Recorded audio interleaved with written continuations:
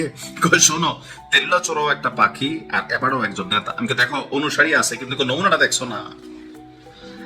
আজকে মোটামুটি সারা বাংলাদেশ অবাক। ব্যারিস্টার ফুয়াদকে আওয়ামী লীগ, মানে গুপ্ত অবস্থায় আছে থাকা আওয়ামী লীগ, প্রকাশ্যে থাকা বিএনপি, দুই দল মিলা এমন অবস্থা করছে ব্যারিস্টার ফুয়াদ।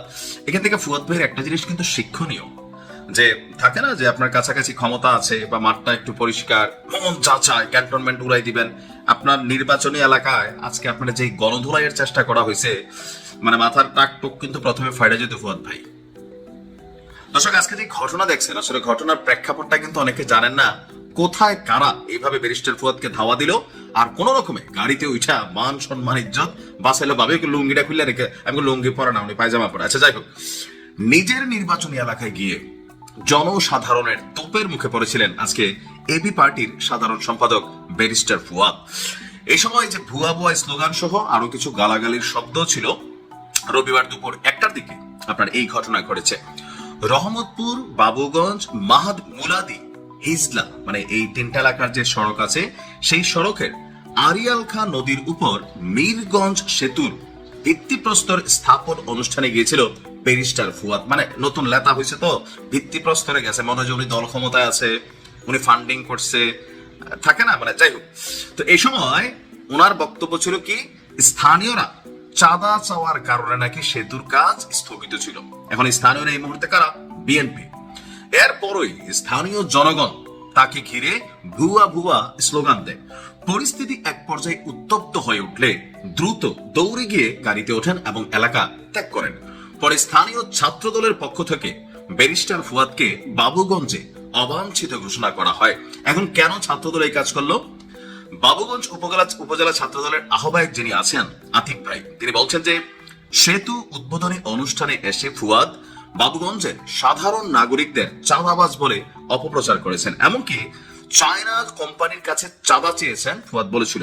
আর এমন অভিযোগ তুলে গণমাধ্যমে ফুয়াদ মন যা চায় তাই বক্তব্য দিচ্ছিল। এই ব্যাপারে আমরা স্থানীয় সাধারণ নাগরিকরা এক হয়ে প্রতিবাদ করছি। এখন এই যে সাধারণ নাগরিক বলতে তো কোনো নাগরিক নাই।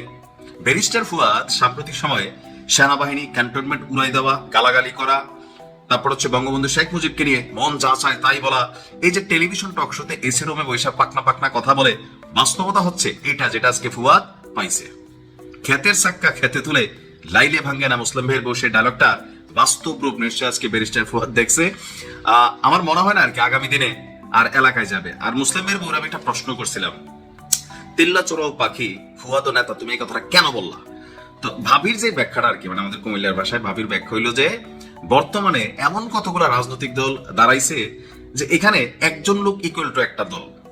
গ্রামের একটা মেম্বারই ভোটে এরা পাশ করবে না যদি সেখানে আওয়ামী লীগ, বিএনপি, জামাত, জাতীয় পার্টি প্রার্থী দেয়। এদেরকে খুঁজে পাওয়াই যাবে না।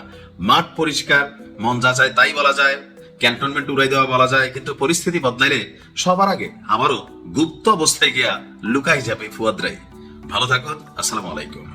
এবি পার্টির সাধারণ সম্পাদক, জননেতা, তারুণ্যের আইকন, অন্যতম জুলাই যোদ্ধা, শেখ হাসিনা এবং আওয়ামী লীগের আতঙ্ক, প্রকৃত অর্থে আতঙ্ক, এবং আধিপত্যবাদের দালাল যারা, ভারতের দালাল যারা, চেতনা ব্যবসায়ী যারা, তাদের জন্যে, তাদের বিরুদ্ধে জোরালো কণ্ঠস্বর এবং তাদের আতঙ্ক ব্যারিস্টার আসাদুজ্জামান ফুয়াদ।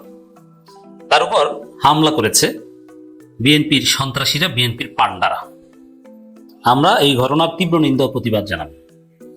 অলরেডি এই হামলা করে বিএনপি কঠিন নাকানি চুবানি খাচ্ছে। বিএনপির অশিক্ষিত মূর্খগুলো ভেবেছিল যে আসাদুজ্জামান ফুয়াদের উপর হামলা করেছি, অনেক বড় কিছু করেছি। না, আসাদুজ্জামান ফুয়াদ এই হামলার কারণে জাতীয়ভাবে যতটা অ্যাটেনশন পাচ্ছেন এবং বিএনপির যে কয় লক্ষ ভোট কমেছে, বিএনপিকে মানুষ যেভাবে সিসি করছে, বিএনপির বিরুদ্ধে ছোট বড় সব দল, বিএনপি যে একটা সন্ত্রাসী দল, তারা যে ভোটে বিশ্বাস করে না, তারা যে ভোট চুরিতে বিশ্বাস করে, ওরা যে ভোট ডাকাতিতে বিশ্বাস করে, জনগণের ভোটের রায়কে ভয় পায় বলেই জনপ্রিয় প্রার্থীদের উপর ওরা হামলা করছে, এটা সবাই বুঝে গেছে। এতে বিএনপির আরো 12টা বেজেছে। বিএনপি জয় বাংলা। বুঝতে পারছেন? ব্যারিস্টার আসাদুজ্জামান ফুয়াদের উপর হামলা করার কারণে আসাদুজ্জামান ফুয়াদ ব্যাপকভাবে জনপ্রিয় হয়ে গেছেন, মানুষের সিম্পেথি পাচ্ছেন এবং ব্যাপকভাবে মানুষ চিনেছে তিনি যে একজন প্রার্থী। দেখেন, বরিশাল 3 আসনে জামাতের প্রার্থীকে এটা সাধারণ জনগণ জানে না, ইভেন আমি নিজেও ঠিকভাবে জানি না। তিনি একদম পরিচিত না বা তার কোনো কার্যক্রম দৃশ্যমান না, কোথাও কোনো মিডিয়া বা কোথাও দেখা যায় না। কিন্তু ফুয়াদ কিন্তু জাতীয়ভাবে হিট হয়ে গেছে এই ঘটনাকে কেন্দ্র করে। তাহলে বিএনপি ব্যারিস্টার আসাদুজ্জামান ফুয়াদের উপর হামলা করে তাকে আর উপরে উঠিয়ে দিল। এবং বিএনপি সারা দেশে নাকানি চুবানি খাচ্ছে, জাতীয়ভাবে নাকানি চুবানি খাচ্ছে, মানুষ চিচি করছে, মানুষ নিন্দা করছে, তাদেরকে সন্ত্রাসী মনে করছে। তো দর্শক, মিডিয়া এটা নিয়ে অপরাজনীতি করছে। মিডিয়াগুলো যে আসলে বিএনপি দখল করেছে, দখলকৃত মিডিয়াগুলো যে বিএনপিকে সার্ভিস দেয় তার প্রমাণ হচ্ছে এটা। কি?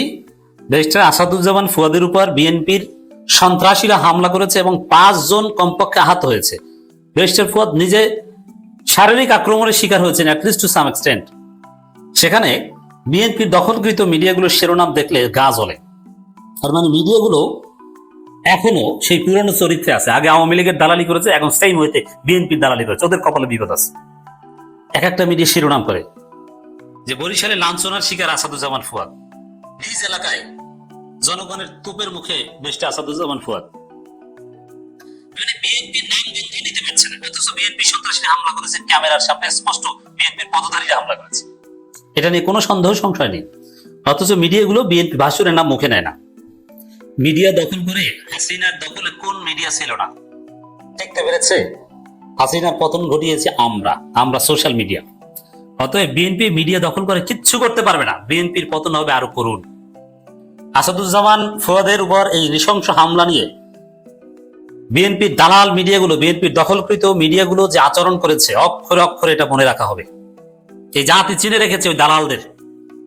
নিজ এলাকার তোপের মুখে, মানে কিসের তোপের মুখে? বিএনপির সন্ত্রাসীরা ভিডিও ফুটেজে স্পষ্টভাবে দেখেছি যে আচরণ করেছে। আপনি যদি আসাদুজ্জামান ফুয়াদ বাংলাদেশের অন্যতম স্মার্ট একজন পলিটিশিয়ান, আসাদুজ্জামান ফুয়াদের যে উপস্থিত বুদ্ধি, তার যে কথা বলার ভঙ্গি, তার যে ড্রেস আপ, তার যে বসার স্টাইল, তার কথা স্টার্টিং করার যে একটু সৌন্দর্য, তার যে বাংলা উচ্চারণ, তার যে ইংলিশ প্রনাউন্সিয়েশন, ইংলিশ স্কিল, তিনি যতটা ফিলোসফি বুঝেন, ইতিহাস যা জানেন, কমপক্ষে 5000 বছর ইতিহাস বেশি আসাদুজ্জামান ফুয়াদের নখদর্পণে পুরো বাংলাদেশের সারা পৃথিবীর কোর্ট করতে পারেন। যা আইন বোঝেন, আইনের শিক্ষক ব্যারিস্টার আসাদুজ্জামান ফুয়াদ কিন্তু কোর্টে ওরকম জানা, কিন্তু বেসিক্যালি পড়ান। বড় বড় ব্যারিস্টার আইনজীবী আসাদুজ্জামান ফুয়াদের স্টুডেন্ট। সেখানে দর্শক, এই আসাদুজ্জামান ফুয়াদের মতো একজন স্মার্ট লোকের সাথে বিএনপির শ্রেষ্ঠরা অশিক্ষিত মূর্খগুলো যে আচরণ করেছে, আমি ভিডিওতে দেখেছি। খুব দুঃখজনক যে এরা একদম অশিক্ষিত। তুই তাকারি করছে, তুই প্রমাণ দে।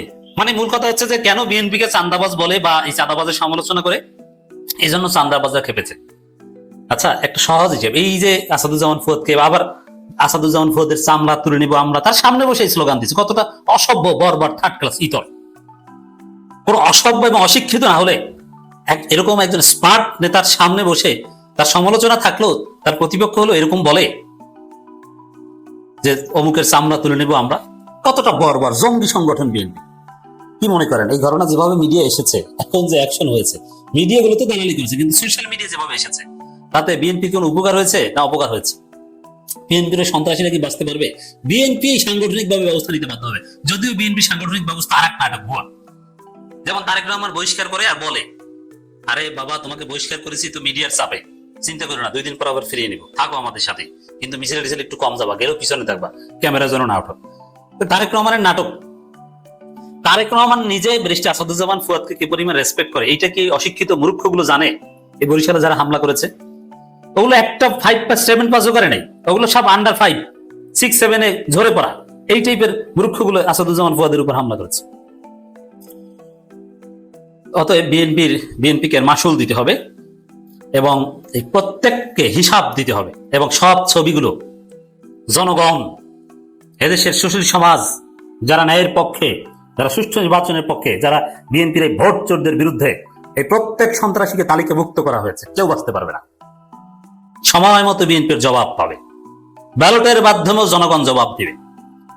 বরিশালে আরিয়াল খান নদীর উপর মিরগঞ্জ সেতুর ভিত্তিপ্রস্তর স্থাপন অনুষ্ঠানে গিয়ে বিএনপির মনোনীত প্রার্থী অ্যাডভোকেট জয়নুল আবেদিন সমর্থকদের হামলা শিকার হয়েছে। জয়নুল আবেদিন সাহেব তো অত্যন্ত ভদ্র মানুষ, আমি যতদূর জানি।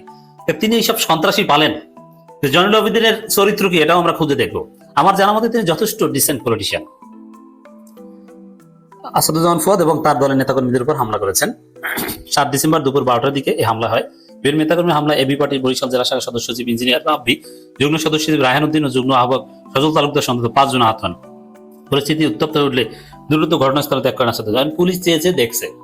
এই যে বিএনপির দালাল পুলিশ, ওদেরকেও চিহ্নিত করা হচ্ছে। ওরাও শিক্ষা পাবে আরেকবার। জুলাই আগস্টে একবার শিক্ষা পেয়েছে না? যারা বিএনপির দালালি করো পুলিশ, তোমরা প্রত্যেকে শিক্ষা পাবা। জনগণের জানমালের নিরাপত্তা দিতে পারো না, বিএনপির সন্ত্রাসীদের নিরাপত্তা দিয়ে চান্দার ভাগ নাও। তুমি ওসি, তুমি এসআই, তোমার কপালে বিপদ আছে, লিখে রাখো। এই বিএনপি ক্ষমতা আসতে পারবে না। তারপর তোমাকে কে প্রোটেকশন দেয়, কে তোমাকে ঘুষ দেয়, এটা দেখবে জনগণ। এর একদিন আগে বিএনপি সন্ত্রাসীরা একটা সেতু উদ্বোধন, 36 জুলাই নাম দিয়েছে, সেই সেতু উদ্বোধন অনুষ্ঠানে পুলিশের সামনে হামলা করে পণ্ড করে দিয়েছে এই বিএনপি সন্ত্রাসীরা। ওরা আসলে জুলাই বিরোধী, ওরা আসলে আওয়ামী লীগের দালাল, ভারতের দালাল। আর এই কারণে ভারতের আধিপত্যবাদের বিরুদ্ধে প্রতিবাদী কণ্ঠস্বর ব্যারিস্টার আসাদুজ্জামান